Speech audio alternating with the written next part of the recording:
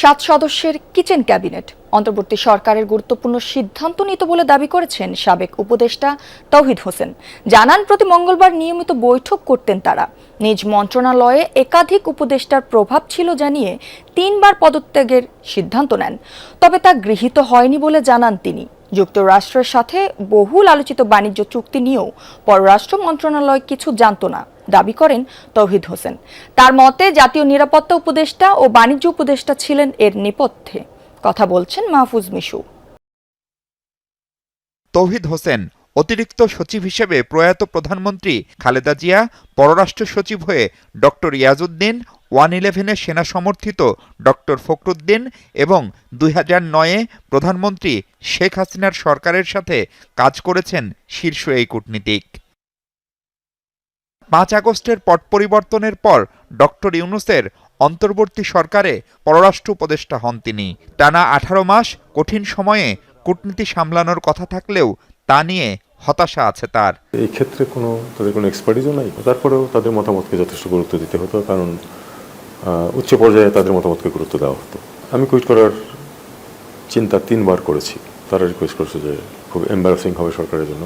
July গণঅভ্যুত্থানে deep state সক্রিয় ছিল কিনা সেই প্রশ্নেরও জবাব দেন তৌহিদ হোসেন।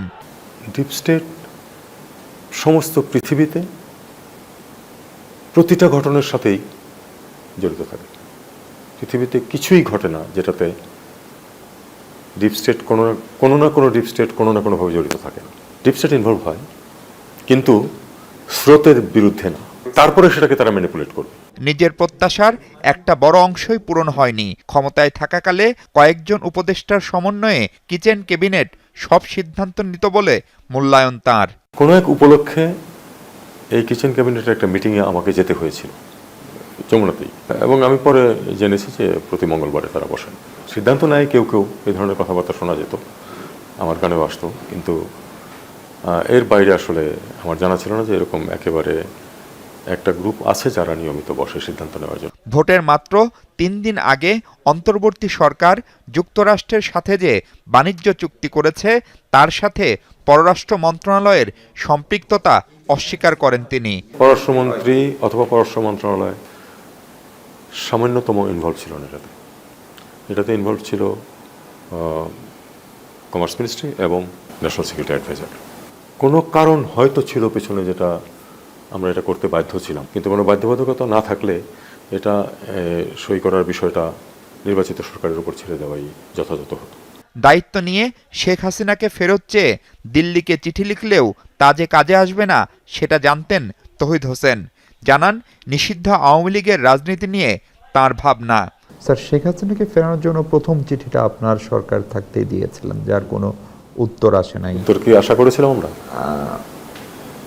আমি আশা করিনি। আনুষ্ঠানিকভাবে আশা করেছিলেন? খুব একটা আশা করিনি। আমি মনে করি যে আওয়ামী লীগ রাজনীতি থেকে যে একেবারে আউট হয়ে গেছে বা যাচ্ছে এরকম থাকবে না। আমাদের মানুষজনের স্মৃতিশক্তি খুব দীর্ঘ না। আমি বিশ্বাস করি যে তারা রাজনীতিতে ফিরে আসবে, এবং আমার অনুমান তারা দেশের আগামী নির্বাচনে অংশ নেবে। বিএনপি সরকার নিয়ে এখনই মূল্যায়ন করতে নারাজ এই কূটনীতিক।